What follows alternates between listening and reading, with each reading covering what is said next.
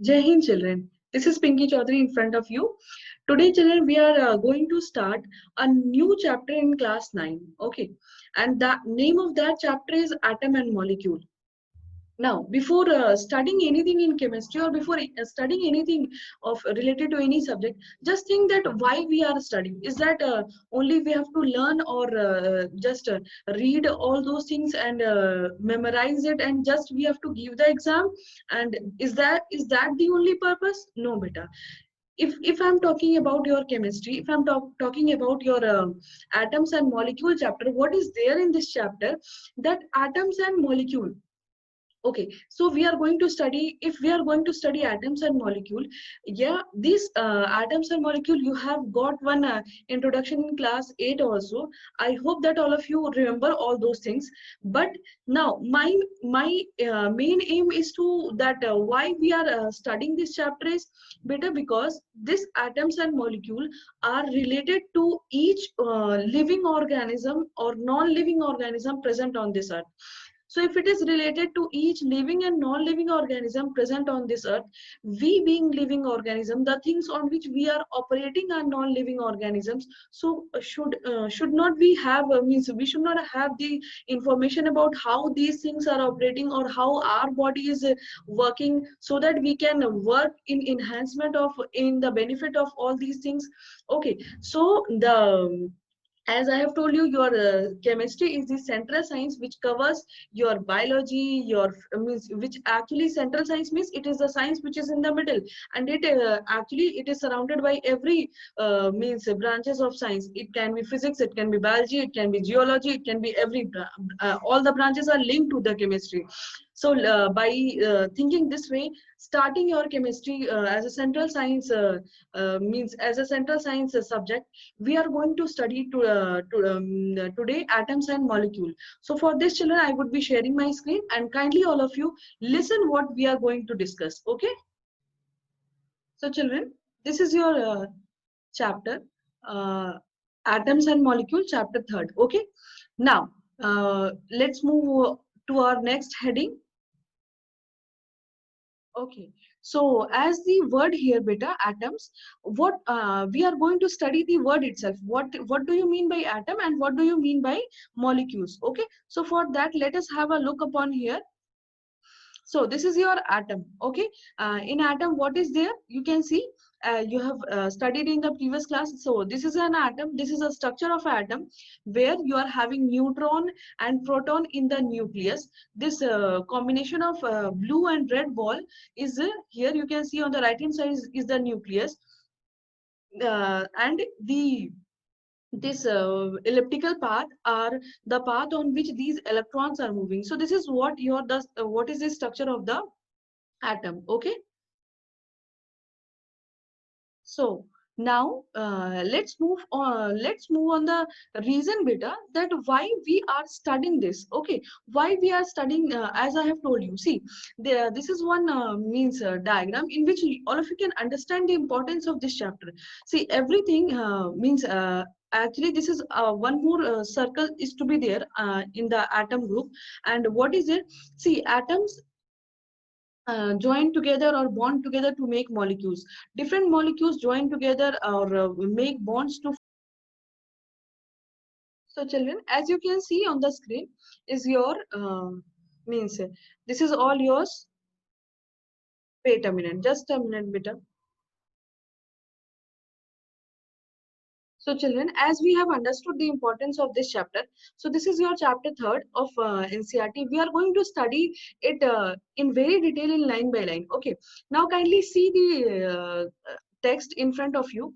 See, we are going to first of all study the some history about these atoms and molecules. Do these atoms and molecules were, as their names are they only discovered in the means foreign countries, or do our scientists or our means philosophers also have some idea? So yeah beta, it was, see on the screen it is written in Asian Indian and Greek philosophers always wondered about the unknown and unseen form of matter. Okay, so means the philosophers means they were not considered as a scientist. Okay, what is the what we think about philosophers means these are the great personalities, and they have a very high thinking aptitude. Okay, and they just ponder upon, think upon on anything, and they used to give their means thinking, or they what they thought, they used to give that those messages. So Indian and Greek philosophers were one of the great philosophers at that time, around 500 BC. Just imagine. So the idea, they just wondered that is the matter which is which we are looking in front of us, is it the same or something else is there, or या इससे भी छोटा कुछ है. So they used to think about it. Now you can see here on the screen. Please kindly follow the pointer wherever I'm moving. The idea of divisibility. See, idea of divisibility of matter was considered a long back in India, around 500 BC. Means the idea of divisibility means that your matter can be divided into smaller particles. This idea was considered long back ago in 500 BC by your Indian philosophers. And who was that? The Indian philosopher, example, Maharishi Kannad. Okay, he postulated that, he told that the matter means whatever you call the matter in English, that matter is called padarth. In the Hindi word for matter is your padarth. So he told that whatever padarth you are saying, you are seeing around you, these padarth are made up of smaller and a very smaller particles. Okay, and he told that when we are means when we are just means breaking these padarth into smaller particles, a stage will come. See, it is written here, a stage will come. एक ऐसा stage आएगा कि beyond that it won't be divisible, कि उसके बाद में आप उसको divide नहीं कर सकते. तो उस stage को महर्षि कन्नड़ ने बोला है at that time कि the stage at which the पदार्थ is being divisible. एक स्टेज ऐसा आएगा, you won't be able to just divide that particle. So that particle would be called परमाणु. See here, it is written परमाणु. और इसी परमाणु को, this is the परमाणु what we called atom in English. Okay, so another Indian philosopher Pakuda Katayama elaborate this doctrine. What do we mean by elaborate this doctrine? Means he had just Maharishi, whatever the things were told by Maharishi Kannad, he just elaborated those things. That okay, and what he elaborated and told, he told that that yeah, the atoms exist, and this is the base particle because of which the matter is made. But he added one more line here, that these particles normally exist in combined form, which give us various forms of matter. Yeah, means these particles exist in combined form, because of which we get different forms of matter, because we get a solid, liquid, gas, because of these particle only, because they are combined in a particular form. Okay, so this was told at that time only by the Maharishi Kannad and Pakuda Katayama. Just imagine. Now, around the same era, okay, so these were things told in India, but around the same era, in the ancient Greek philosophers also, the two very well-known ancient Greek philosophers, Democritus and Leucippus, okay, they suggested that, they also suggested the same thing, that when you will divide the matter, see here on the screen, when you will divide the matter, a stage will come when the particle obtained cannot be divided further. Means a stage will come कि जब आप उसको नहीं divide कर सकते. Suppose if I am taking my phone, okay, if I'm taking this phone and I'm just breaking it out, means a stage breaking out into pieces, and I'm again breaking those pieces into more smaller particles. A stage will come that we will be getting a smaller particle, but let me tell you, those smaller particles won't be visible by your eyes. Okay, that would be very means that would be obviously naked. So a stage will come when you won't be able to divide the particles. Okay, that is called as indivisible particle, means that you won't be able to divide. So this word indivisible particle is called as atoms. Okay, the atoms means this atom is a Latin word, and atoms means the word it has I think it has come from the word atomio. Atomio means indivisible particle. Okay, now see, let's see the next thing here.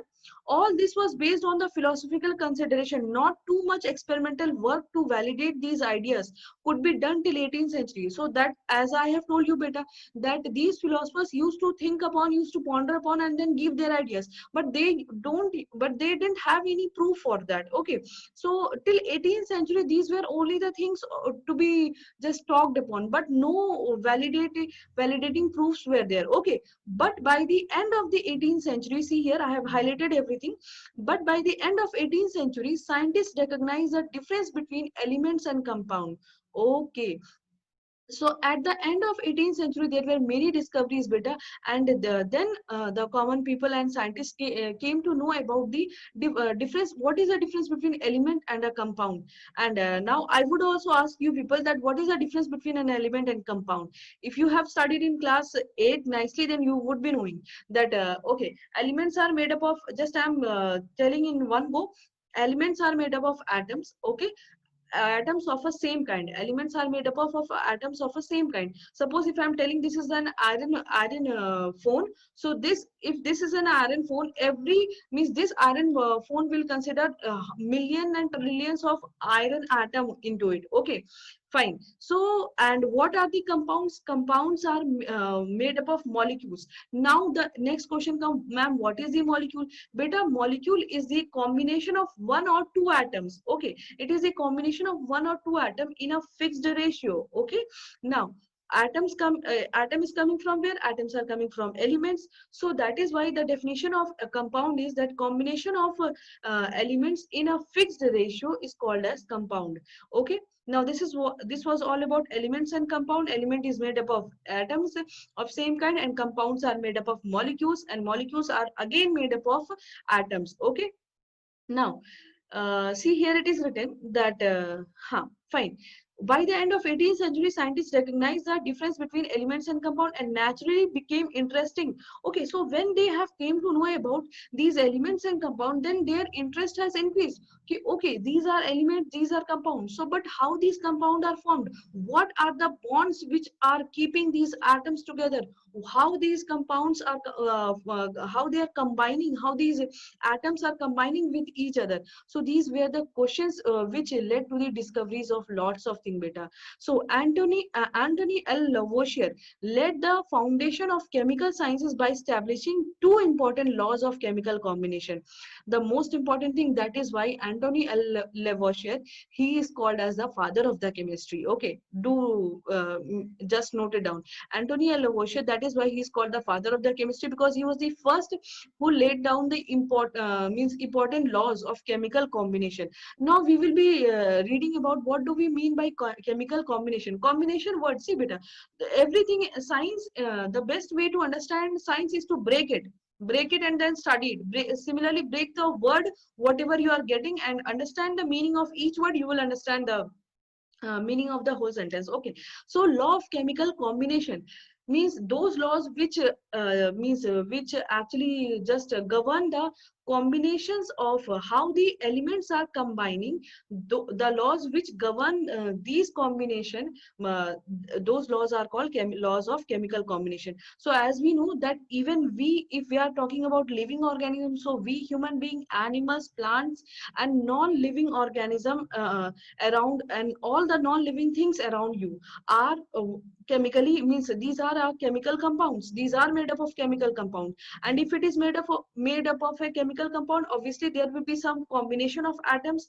Those have been chemically combined. So basically what we are going to read is, we are going to read about the whole matter, means on this earth, that how they are combining chemically, and how these what are the laws which govern those combination. Okay, so there were see beta, there are two laws of chemical combination. What is the first law? The first law is law of conservation of mass, and the second law, you can see on your second page, is the law of constant proportion. So this is your law of constant proportion, the second law, and law of conservation of mass is the first law. So what I'm going to do is, today in this video we are going to discuss only law of conservation of mass, and we will be discussing this law of conservation of mass through an activity. Activity is 3.1 here. Okay, so for this activity what you are going to do is, you kindly,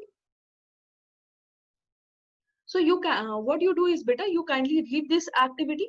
I'm going to tell you what you have to do in this activity. Okay, See, there are two chemicals here. Take the following sets of chemical X and Y. There are two different sets given, X given and Y given. There are means copper sulfate, barium chloride, lead nitrate in X column, and in Y sodium carbonate, sodium sulfate, and sodium chloride. Okay, so these are, and different masses are being given. So these are the different chemicals name under X and Y. What you have to do is, see, prepare a 5% solution of any one pair of substance. Okay, so if we have to prepare any one pair, suppose if I take the first pair only, copper sulfate and sodium carbonate. Formula of copper sulfate, just revise it, CuSO4. And formula of Y, that is your sodium carbonate. Sodium carbonate is your Na2CO3. Okay, so what you have to do is that you have to take these two salts separately, and you have to prepare 5% solution. Okay, 5% concentration. The concentration of a solution should be 5%. Means 5% concentration solution of copper sulfate and 5% concentrated solution of sodium carbonate. Two solutions you have to prepare. Okay, but in how much water? 10 ml water. Now there is one question from my side, that think better, if in previous lesson only you have learned how to prepare the, or how to take out the concentration of the of a solution. So if the concentration is given 5%, fine, and this is 10 ml is the amount of solvent. Okay, and what you have it has been told that you have to prepare a concentrate solution whose concentration is 5%. So this is concentration is fixed, and solvent you are having 10 ml of water. Okay, now here you take copper sulfate. Now the question is, how much copper sulfate would you take that you will make 5% solution in 10 ml of water? So beta, and let me remind you that this is the solvent, not the solution. This is the amount of solvent, not the solution. Okay, and the formula of concentration is that mass of solute divided by mass of solvent. It can be in volume also, obviously. Mass of solute divided by mass of solution into 100%. Okay, so kindly think about it, that how you will find means just how you will calculate, or how you will uh, uh, prepare the 5% solution of copper sulfate and sodium carbonate. Fine, if we have prepared both the solution of copper sulfate and sodium carbonate, what we have to do? We have to take a little amount of solution Y in a conical flask. Fine, and take some solution of X in an ignition tube. Means ignition tube means a simple test tube, beta, nothing else. See, this is a small ignition tube, very small test tube, and this is a conical flask in which a solution Y is being taken, and this is the small ignition tube in which X is taken. Solution of X is taken, and see how it is. First of all, how it is kept. The ignition tube, see, hang the ignition tube in a flask carefully, and see the solution do not get mixed. First of all, you have to see that they do not get mixed, and then you have to put here cork. This one is the cork. So this is what you can see here, cork. Okay, now what it is asked, see, cork, and this is small ignition tube, everything. Okay, now what is asked, put the cork on the flask so that the thread it is tied here, and so that this ignition tube does not mix with the next solution. Next, what is the step, beta? So after you have prepared like this, you have to just take this whole apparatus and go on the balance. Okay, you have to go on the balance, see, and you have to weigh the flask with its content carefully. So you have to take the weight of this flask with all this ignition test tube and all the chemicals inside it. Okay, now tilt and swirl the flask. Tilt and swirl the flask means, what you have to do after you have taken the weight, what you have to do, you have to just shake the conical flask. Okay, tilt it. What is our aim for tilting it and swirling it? Swirling it means just you move around in a round shape. Okay, suppose if this is the conical flask, I'm doing like this. So you have to just tilt and swirl it. The aim is to anyhow to mix both the solution. Okay, so that ignition tube just bend down, and all the X solution mixes with Y. So what happened in the reaction flask? Obviously these two are chemicals, so reactions will be taking place in between copper sulfate and what it was, and sodium carbonate. Obviously the reaction will take place between copper sulfate and sodium carbonate. And what have see, do you think the chemical reaction has taken place? So obviously yes, these two are chemicals, so chemical reaction would take place.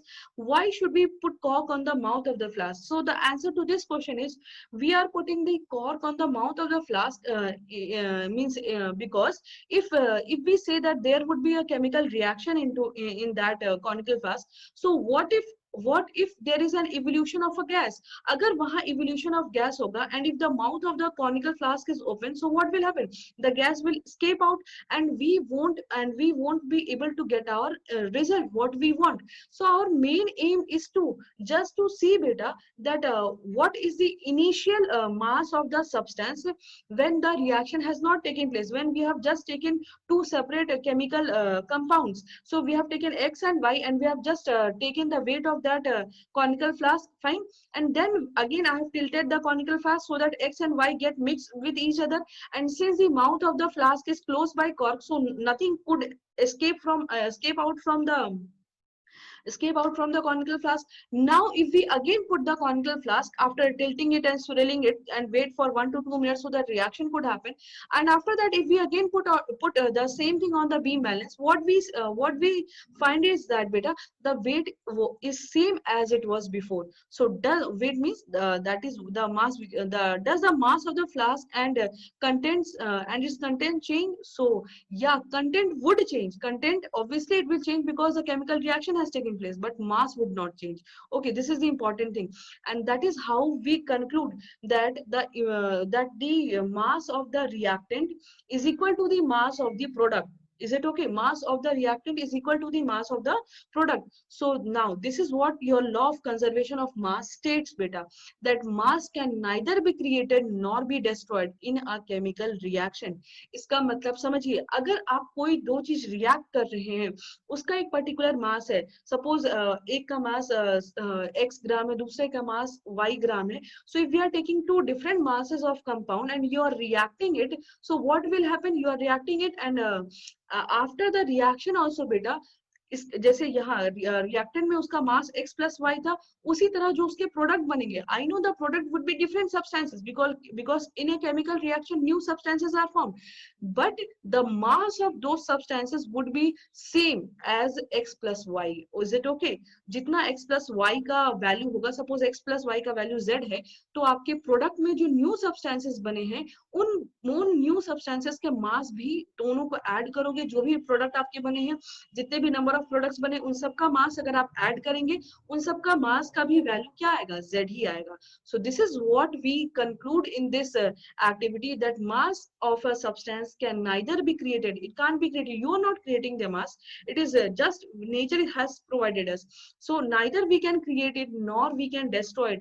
What we can do is that we can just means bring them together to have a chemical reactions and to get a new product, but the mass of those substances would be conserved. Okay, so this is all beta what we have learned now in this video, that what is the history of atoms and molecules. Okay, and what is the first law, that is law of conservation of mass.